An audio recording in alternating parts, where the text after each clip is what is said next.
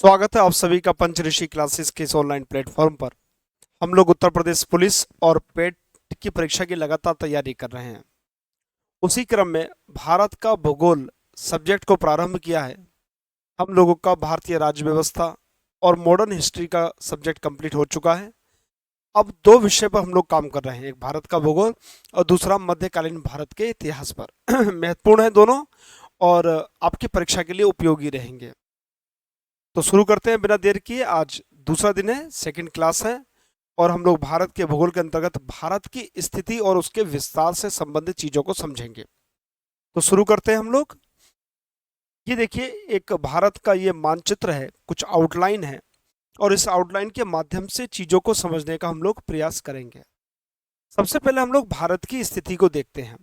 देखिए, आप लोगों को मालूम है कि ये जो ग्लोब है, ये ग्लोब अक्षांश से दो भागों में बंटता है, उत्तरी अक्षांश और दक्षिणी गोलार्ध में, उत्तरी गोलार्ध और दक्षिणी गोलार्ध में।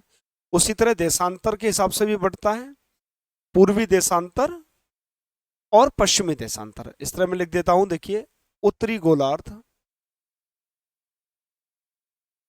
उत्तरी गोलार्ध और दक्षिणी गोलार्ध में, दक्षिणी गोलार्ध में। इधर की तरफ पूर्वी देशांतर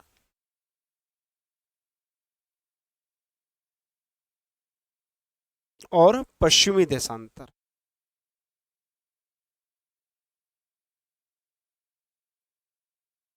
अगर कोई आपसे पूछे कि भारत की स्थिति क्या कहाँ पर है, तो देखिए, मैं एक मानचित्र बनाता हूं भारत का।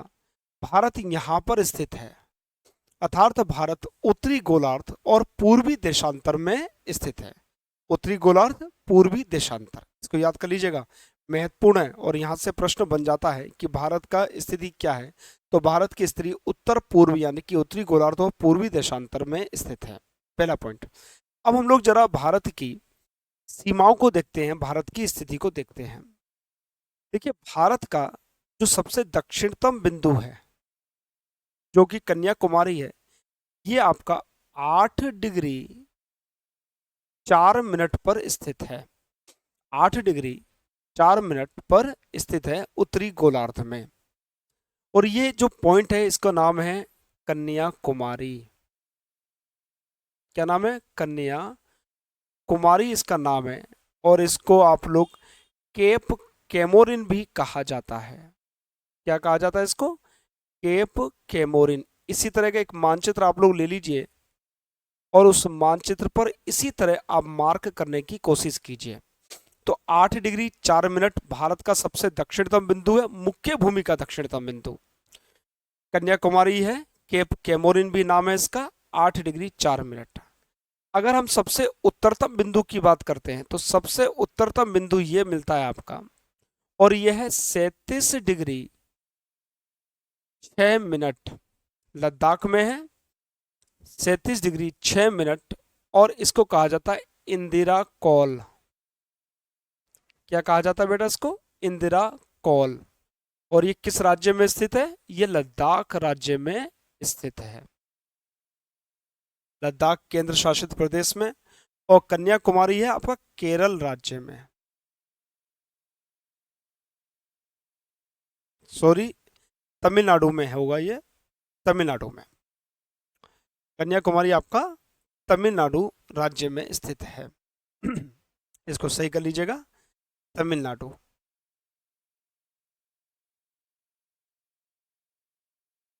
तमिलनाडु।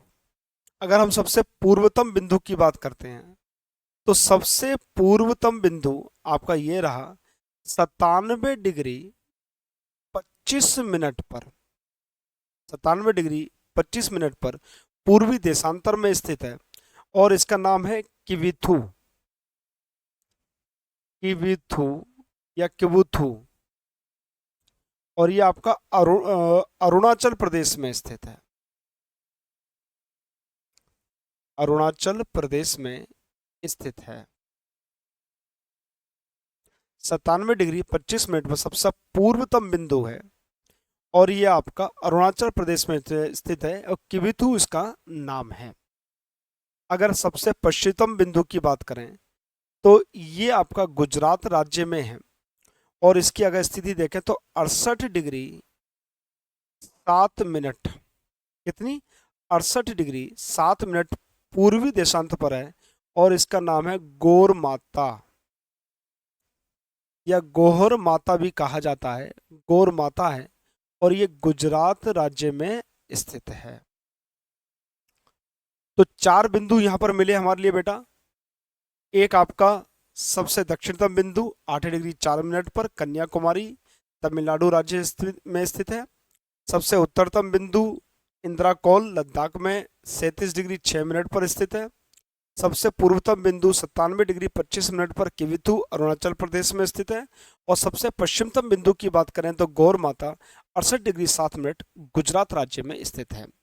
यहां मैंने एक चीज बोली थी कि दक्षिणतम बिंदु जो है वो मुख्य भूमि का दक्षिणतम बिंदु है, लेकिन बेटा इससे नीचे की तरफ हमारा अरुणाचल प्रदेश, सॉरी, हमारा अंडमान निकोबार का हिस्सा बनता है।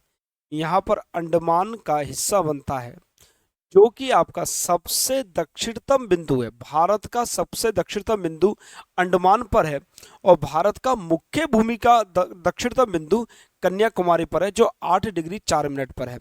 और अगर भारत का कोई दक्षिण बिंदु तुम पूछे, दक्षिणतम बिंदु, तो वो 6 डिग्री 45 मिनट पर है, 6 डिग्री 45 मिनट पर, जिसको कहा जाता है इंदिरा पॉइंट। जिसको क्या कहा जाता है बेटा, इंदिरा पॉइंट। और ये ग्रेट निकोबार में है। कहां पर, ग्रेट निकोबार। यहां पर दो प्रश्न बनते हैं बेटा। एक तो बनता है कि भारत की मुख्य भूमि का दक्षिणतम बिंदु कौन सा है, तो आपका कन्याकुमारी है जो कि 8 डिग्री 4 मिनट पर है। और भारत का दक्षिणतम बिंदु कोई पूछे तो 6 डिग्री 45 मिनट पर आपका इंदिरा पॉइंट है जो कि ग्रेट निकोबार में स्थित है। तो यहाँ पर दो कॉन्सेप्ट आपको क्लियर होने चाहिए। ठीक है बेटा, चलिए अब यहाँ पर एक क्वेश्चन और बनता है, इन सबको मानचित्र के माध्यम से आप लोग बना लीजिएगा। एक क्वेश्चन और मिलता है, वो क्वेश्चन ये है कि उत्तर दक्षिण की तरफ कितनी दूरी है और पूर्व पश्चिम के बीच में कितनी दूरी है। तो अगर हम दूरी को नापें तो आपके सबसे पूर्वी हिस्सा और सबसे पश्चिमी हिस्से के बीच की दूरी अगर नापें, मैं थोड़ा सा इसको लाइन को मोटा कर देता हूं। सबसे अगर हम पश्चिमी हिस्सा और सबसे पूर्वी हिस्से की लंबाई अगर हम लोग नापें तो ये लंबाई बैठती है आपकी, ये लंबाई बैठती है 2933 किलोमीटर। 2933 किलोमीटर, कितनी, 2933 किलोमीटर। यानी कि पूर्व और पश्चिम के बीच की जो दूरी है, सबसे पूर्वतम बिंदु सबसे पश्चिमतम बिंदु के बीच की जो दूरी है वो 2933 किलोमीटर है। अगर सबसे उत्तरतम और सबसे दक्षिणतम बिंदु के बीच की दूरी नापी जाए, सबसे उत्तरतम और सबसे दक्षिणतम बिंदु के बीच की दूरी नापी जाए तो बेटा ये दूरी बैठती है 3214 किलोमीटर। 3214 किलोमीटर। बहुत सारे क्वेश्चन यहाँ पर आपके कवर हो गए हैं। सबसे पूर्वतम बिंदु कौन सा, सबसे पश्चिमतम बिंदु कौन सा, सबसे उत्तरतम बिंदु कौन सा, सबसे दक्षिणतम बिंदु कौन सा, मुख्य भूमि का दक्षिणतम बिंदु कौन सा, भारत का दक्षिणतम बिंदु कौन सा, भारत के पूर्व और पश्चिम के बीच की दूरी कितनी, भारत के उत्तर और दक्षिण के बीच की दूरी कितनी। तो ये आपके यहाँ पर प्रश्न बनते हैं और ये यहाँ पर आपके जवाब बनते हैं। तो मैं समझता हूं कि इतनी बात आपको समझ में आई होगी। ठीक है बेटा, अब आगे बढ़ते हैं और आगे बढ़ने पर हम लोगों को एक चीज समझ लेनी चाहिए। हम लोगों ने कल भी पढ़ा था कर्क रेखा के संबंध में बात। जो कर्क रेखा होती है, जो कर्क रेखा है, ये 23.5 डिग्री उत्तरी गोलार्ध में चलती है या है। जैसे मान लेते हैं एक ग्लोब है हमारा, इस ग्लोब की स्थिति में हम लोगों ने कल देखा था कि एक तो इसका मुख्य रेखा रही जिसको विषुवत रेखा या भूमध्य रेखा कहते हैं, 0 डिग्री अक्षांश कहा जाता है। दूसरी 23.5 डिग्री अक्षांश है, 23.5 डिग्री अक्षांश है, जिसको कर्क रेखा कहा जाता है। क्या कहा जाता है? कर्क रेखा। और कर्क रेखा लगभग भारत के मध्य से होकर गुजरती है। कर्क रेखा की अगर हम लोग बात करें, कर्क रेखा, तो कर्क रेखा भारत के 8 राज्यों से होकर गुजरती है। कितने राज्यों से? 8 राज्यों से होकर गुजरती है। पहला प्रश्न तो यही आता है कि कर्क रेखा कितने राज्यों से होकर गुजरती है, तो कर्क रेखा 8 राज्यों से होकर गुजरती है। आप कहेंगे सर कौन कौन से 8 राज्य हैं जहां से होकर गुजरती है? तो देखिए, सबसे पहले ये गुजरात, गुजरात के बाद राजस्थान, राजस्थान के बाद मध्य प्रदेश, मध्य प्रदेश के बाद छत्तीसगढ़, छत्तीसगढ़ के बाद झारखंड, झारखंड के बाद पश्चिम बंगाल, पश्चिम बंगाल के बाद त्रिपुरा, और त्रिपुरा के बाद मिजोरम। ये 8 राज्य हैं जिनसे होकर गुजरती है। आप इस चित्र को देखिए और मैप पर राज्यों को याद करने की कोशिश कीजिए, क्योंकि आपके दिमाग में अगर एक बार आउटलाइन तैयार हो जाएगी मैप की, भारत के नक्शे की, तो कोई भी क्वेश्चन मैं समझता नहीं हूं कि आपसे गलत होगा। ठीक है, तो 8 राज्यों से कर्क रेखा होकर गुजरती है। अगर हम इनकी राज्यों के नाम लिखें तो सबसे पहले देखिए आपका गुजरात से होकर गुजर रही है। आप चित्र को भी देखते रहिएगा। गुजरात के बाद ये राजस्थान से होकर गुजरी, राजस्थान के पश्चात मध्य प्रदेश, मध्य प्रदेश से, मध्य प्रदेश के बाद छत्तीसगढ़,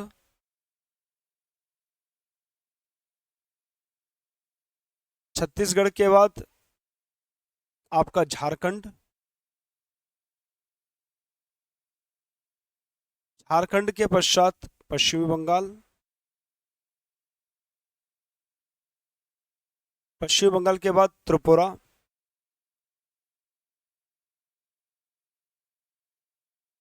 और त्रिपुरा के बाद मिजोरम।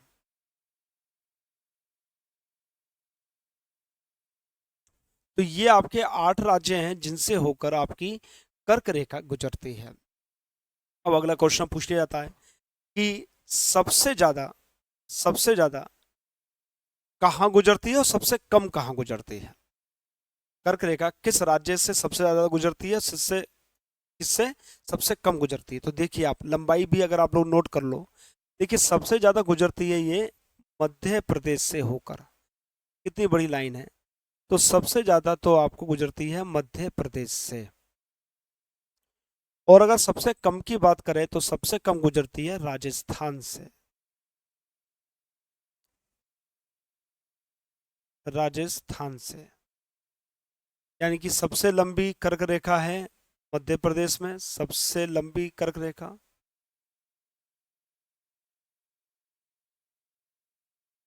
सबसे लंबी कर्क रेखा।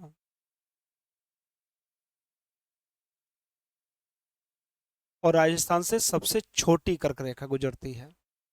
लंबाई के मामले में सबसे छोटी गुजरती है आपकी राजस्थान से, सबसे छोटी कर्क रेखा। ठीक है बेटा, यहाँ तक की बात समझ में आ गई आपको? तो यहाँ पर 2-3 पॉइंट हम लोगों ने यहाँ पर कंप्लीट कर लिए।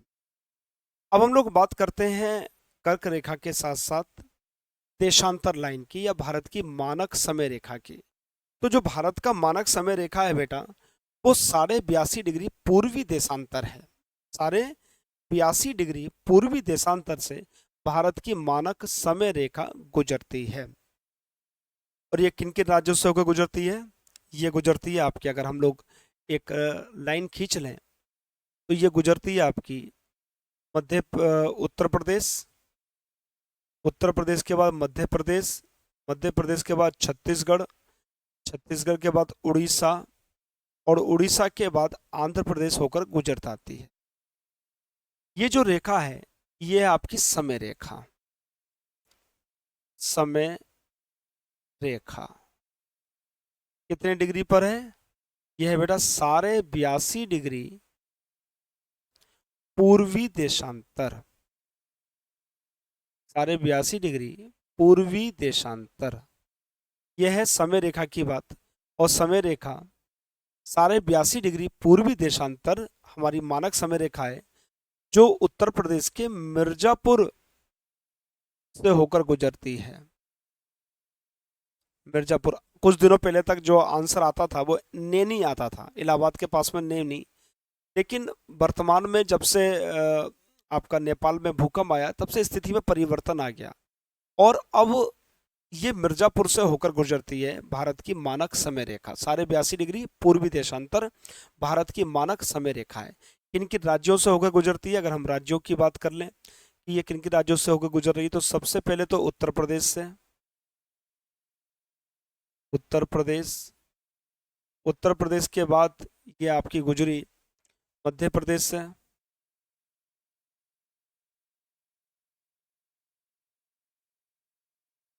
मध्य प्रदेश के बाद आपकी गुजरी ये छत्तीसगढ़ से, छत्तीसगढ़ के बाद ये गुजरी आपकी उड़ीसा से, इसका वर्तमान नाम ओडिशा है, तो ओडिशा ही लिख लीजिएगा, ओडिशा से, और उसके बाद आंध्र प्रदेश से। तो इस प्रकार ये 5 राज्यों से होकर गुजरती है आपकी मानक समय रेखा, जो कि साढ़े 82 डिग्री पूर्वी देशांतर है और उत्तर प्रदेश के मिर्जापुर नामक स्थान से होकर ये गुजरती है। ठीक है, अब आप एक चीज देखिएगा, 2 राज्य ऐसे हैं जिससे कर्क रेखा और मानक समय रेखा दोनों गुजरती है, मध्य प्रदेश और छत्तीसगढ़।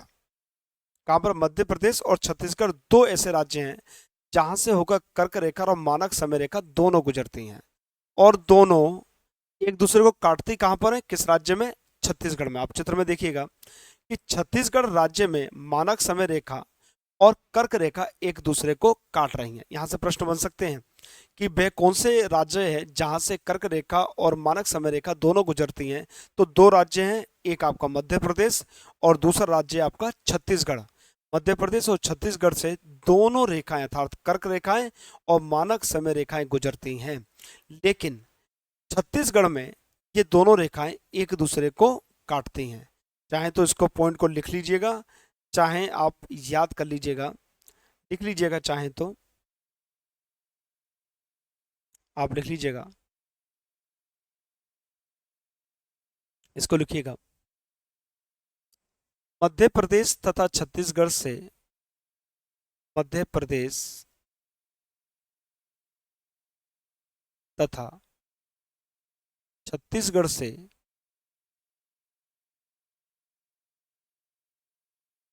छत्तीसगढ़ से कर्क रेखा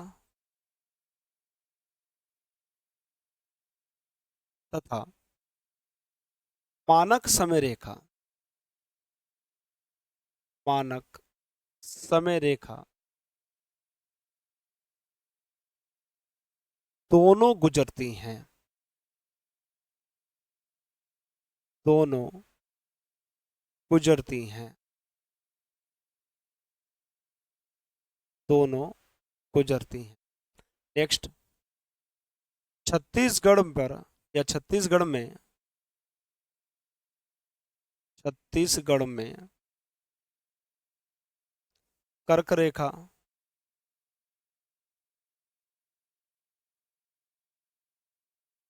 तथा मानक समय रेखा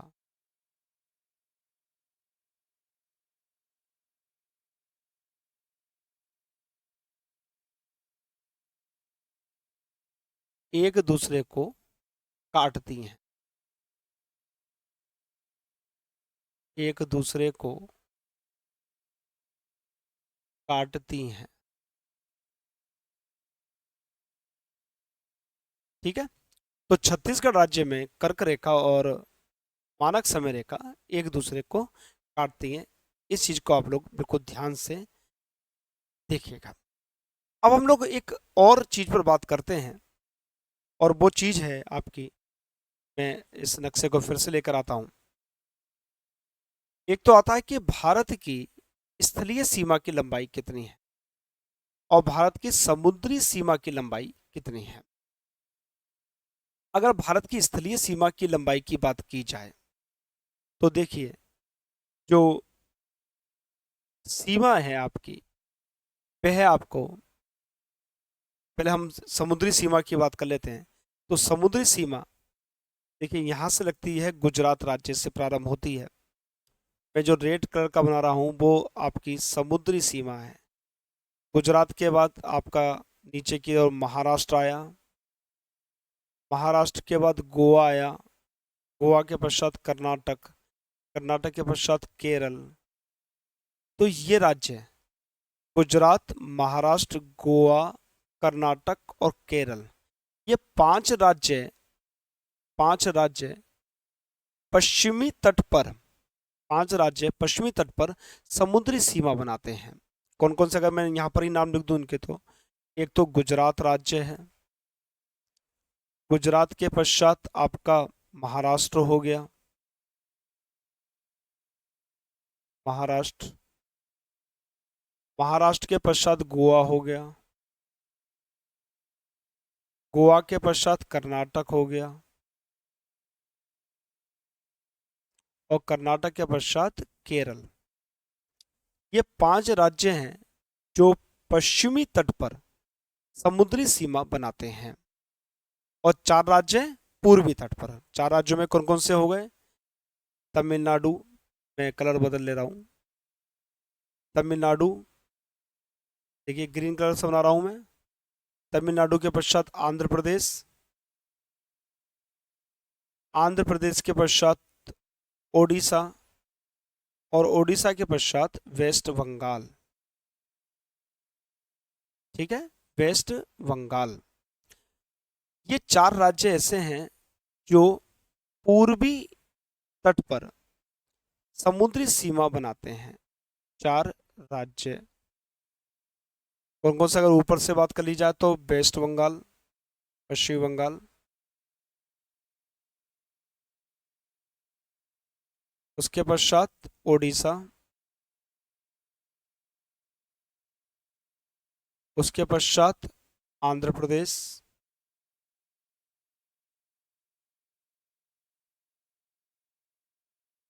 और आंध्र प्रदेश के पश्चात तमिलनाडु।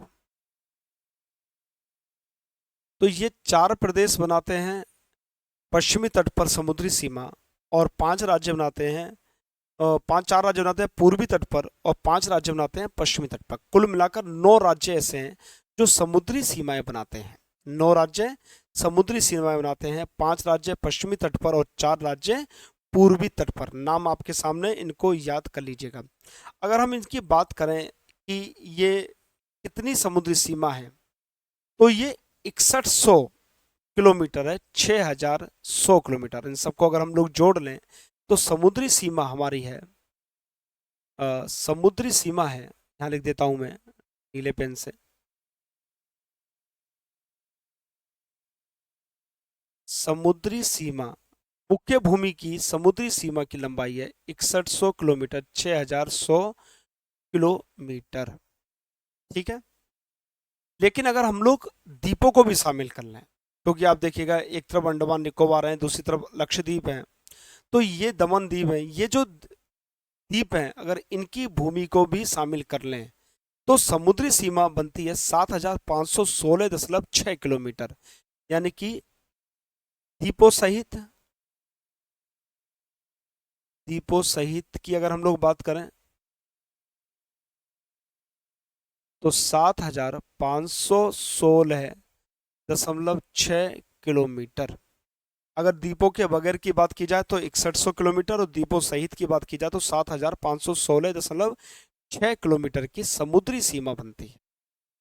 अगर स्थलीय सीमा की बात की जाए, अगर स्थलीय सीमा की बात की जाए तो देखिए थोड़ा डार्क कर देता हूं मैं।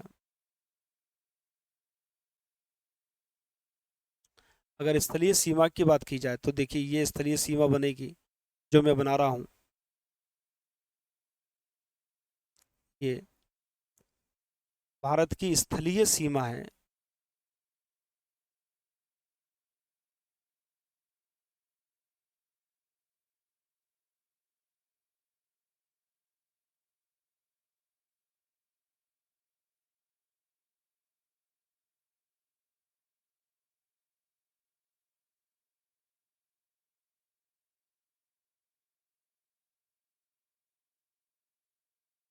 ये भारत की स्थलीय सीमा है।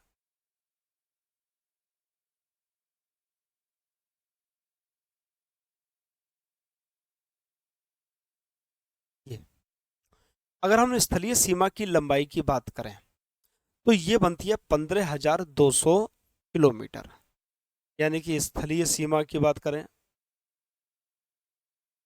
स्थलीय सीमा, तो स्थलीय सीमा बनती है 15,200 किलोमीटर। और ये जो 15,200 किलोमीटर है, ये 16 राज्य और 2 केंद्र शासित प्रदेश, 2 केंद्र शासित प्रदेश को मिलाकर बनती है। 2 केंद्र शासित कौन से हो गए? जम्मू कश्मीर और लद्दाख, केंद्र शासित प्रदेश। 16 राज्यों से और 2 केंद्र शासित प्रदेशों से होकर गुजरती है। कुल लंबाई है 15,200 किलोमीटर। समुद्री सीमा 6100 किलोमीटर। द्वीपों सहित की बात करें तो 7,516.6 किलोमीटर की बनती है। अब एक क्वेश्चन और आता है कि समुद्री सीमा किसकी सर्वाधिक लंबी है और किसकी सबसे कम है। अगर हम घटते हुए क्रम में लिखें समुद्री सीमा, तो सबसे ज्यादा जो समुद्री सीमा है वो है गुजरात की। गुजरात की। गुजरात के बाद अगर हम बात करें तो आंध्र प्रदेश की। गुजरात के बाद बात करें तो आंध्र प्रदेश की। आंध्र प्रदेश के बात करें तो तमिलनाडु। और तमिलनाडु की बात करें तो महाराष्ट्र। अब प्रश्न किस प्रकार से आता है परीक्षा में? पहले तो ये पूछ लेता है कि सबसे बड़ी समुद्री सीमा किस राज्य से मिलती है, तो आपका जवाब होगा गुजरात राज्य से। क्वेश्चन घूम के आ जाए कि पश्चिमी तट पर सबसे लंबी समुद्री सीमा किस राज्य की है, तब आपका आंसर होगा गुजरात। और अगर क्वेश्चन आ जाए कि पूर्वी तट पर सबसे लंबी सीमा रेखा किसकी है, समुद्री सीमा रेखा किसकी है, तो आपका जवाब होगा आंध्र प्रदेश। क्योंकि पूर्वी तट पर आंध्र प्रदेश सबसे बड़ा राज्य है जिसके पास समुद्री सीमा है। पश्चिमी तट पर गुजरात है। अगर कंबाइंड देखा जाए पूर्वी सीमा और पश्चिमी सीमा का, तो गुजरात नंबर 1 पर आता है और आंध्र प्रदेश नंबर 2 पर आता है। पश्चिमी तट पर गुजरात, पूर्वी तट पर आंध्र प्रदेश। कंबाइंड फॉर्म में देखा जाए तो गुजरात नंबर 1 पर, आंध्र प्रदेश नंबर 2 पर आता है। ठीक है बेटा, मेरे हिसाब से इतनी बात आप लोगों को क्लियर हुई होगी और इन सबको आप लोगों ने नोट भी किया होगा। देखो, परीक्षा के लिए वो सारे बिंदु आपके लिए इंपॉर्टेंट हैं जो मैं यहाँ लिखवाता जा रहा हूँ, इसलिए आप उन सारे पॉइंट को लिखते चलिएगा। अब क्वेश्चन होता है कि 5 ऐसे कौन से राज्य हैं जो भूमि से बंधे हुए हैं, अर्थात जो राज्य किसी के साथ भी सीमा नहीं बनाते, ना तो स्थलीय सीमा बनाते हैं ना ही समुद्री सीमा बनाते हैं। तो ऐसे राज्यों की संख्या है 5। कौन कौन से, जरा चित्र में देखो। मध्य प्रदेश,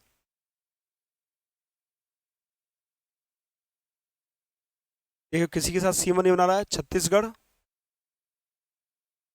2 हो गए। तेलंगाना, 3।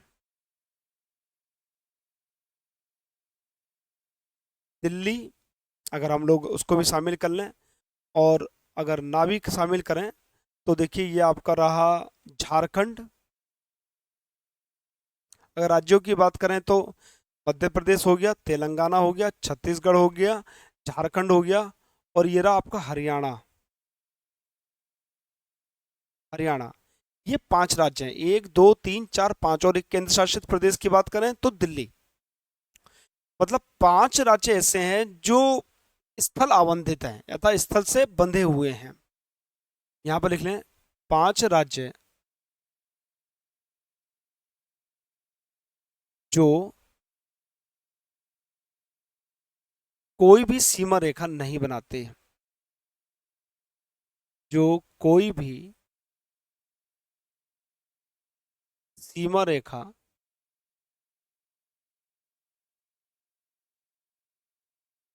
नहीं बनाते।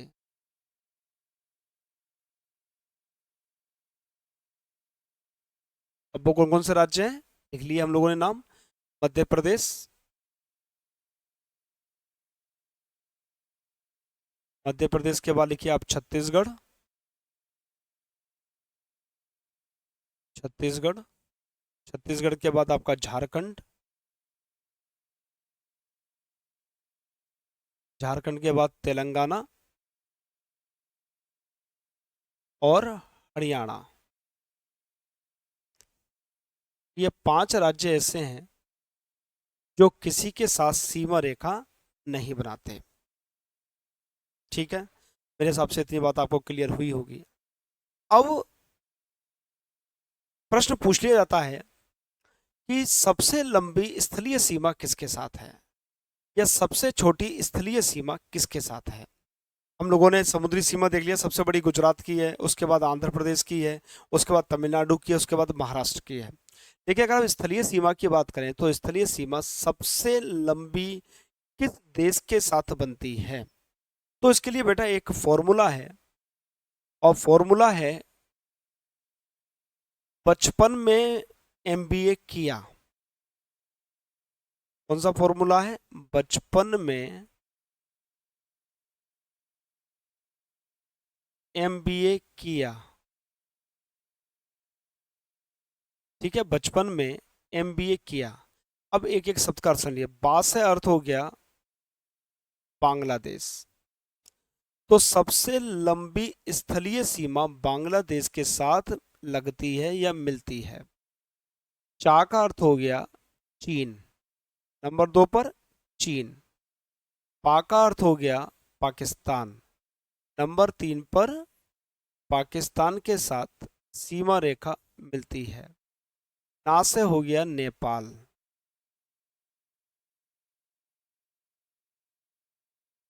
एम से हो गया म्यांमार।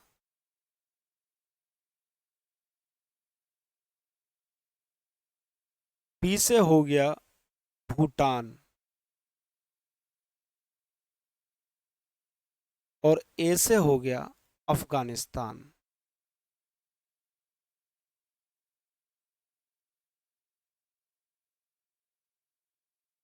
तो सबसे लंबी स्थलीय सीमा रेखा बांग्लादेश के साथ बनती है, सबसे कम अफगानिस्तान के साथ मिलती है। तो बचपन में एमबीए किया, ये आप लोग नोट कर लीजिएगा। अगर क्वेश्चन पूछा जाए कि सबसे बड़ा राज्य कौन सा है भारत में, सबसे बड़ा राज्य कौन सा है, सबसे छोटे राज्य कौन सा है, अगर राज्यों का क्रम देखें तो सबसे बड़े राज्यों के क्रम में देखें, अगर हम लोग सबसे बड़े राज्य,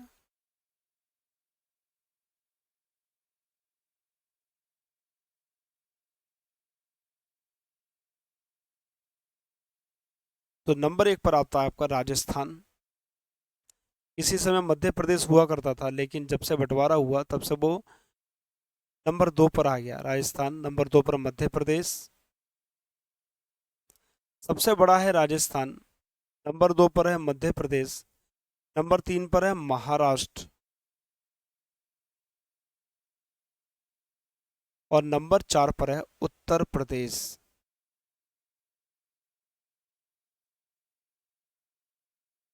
ये सबसे बड़े राज्यों का क्रम रहा। अगर सबसे छोटे राज्यों की बात करी जाए, सबसे छोटे राज्य,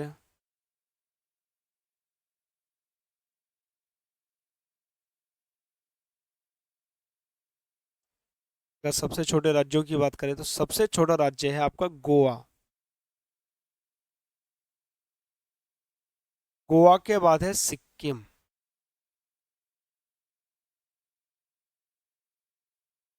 सिक्किम के बाद आता है त्रिपुरा, और त्रिपुरा के बाद आता है नागालैंड।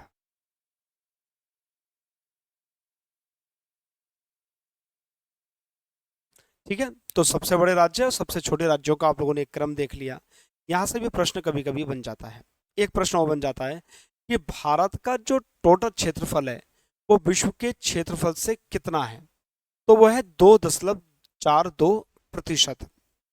तो इसको इस तरह लिख लीजिएगा, इसको यहाँ पॉइंट लिखिएगा। भारत का क्षेत्रफल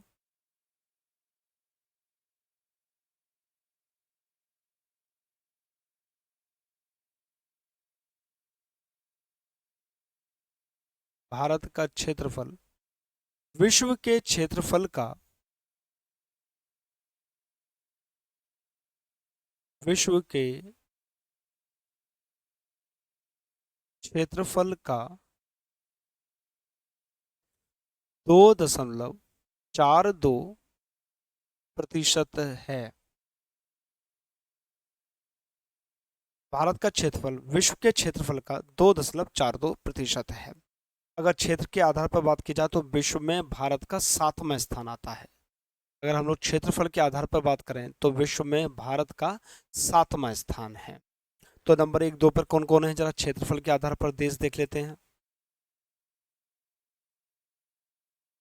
क्षेत्रफल के आधार पर देश, बेटा सारे पॉइंट बहुत इंपॉर्टेंट है, इसलिए नोट करते चलिएगा मेरे साथ साथ, क्योंकि परीक्षा में इससे बाहर आने की संभावना बहुत कम है। कोई मुद्दा ऐसा नहीं छोड़ेंगे जो आपको ना कराया जाए। ठीक है बेटा, तो लिखिएगा। नंबर 1 पर है रूस, कनाडा,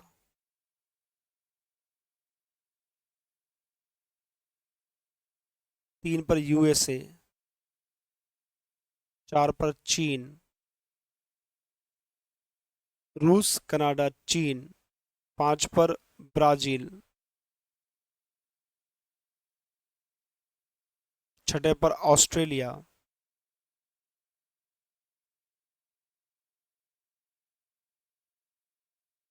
और 7वें पर भारत।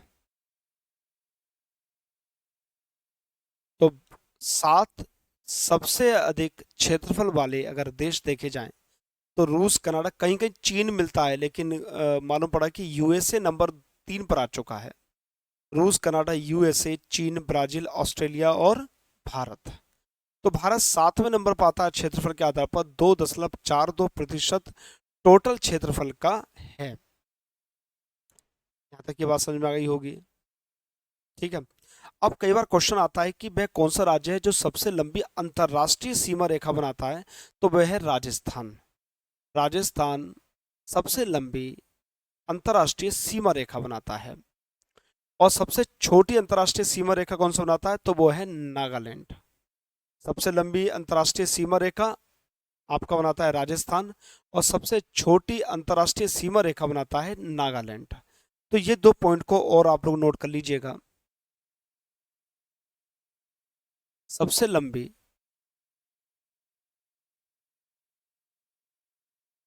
सबसे लंबी अंतरराष्ट्रीय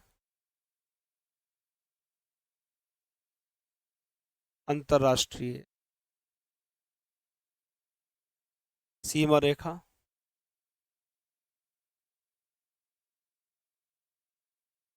सबसे लंबी अंतरराष्ट्रीय सीमा रेखा बनाता है आपका राजस्थान।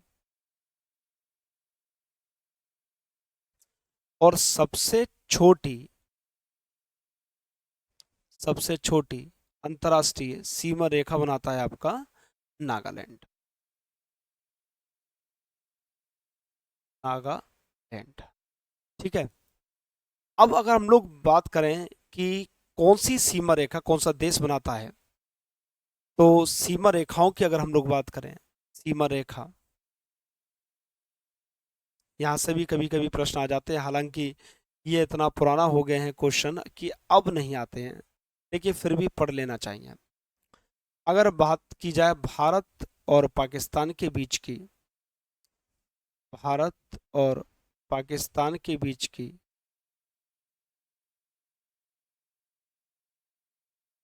दूसरी बात की जाए भारत और चीन के बीच की, तीसरी बात की जाए भारत और अफगानिस्तान के बीच की, तो ये 3 देश के साथ साथ हमारी सीमा रेखा का नाम क्या है, ये हमको पता होने चाहिए। अगर भारत और पाकिस्तान की बात करें तो भारत और पाकिस्तान के बीच में जो बंटवारा किया गया था वो सर रेड क्लिफ के द्वारा किया गया था, इसलिए इसका नाम है रेड क्लिफ लाइन। कौन सी? Red Cliff line. अगर बात करें भारत और चीन के बीच में तो मैकमोहन रेखा, मैकमोहन रेखा। अगर बात की जाए भारत और अफगानिस्तान के बीच में तो डूरंड लाइन। तो ये भारत की सीमा रेखाएं हैं।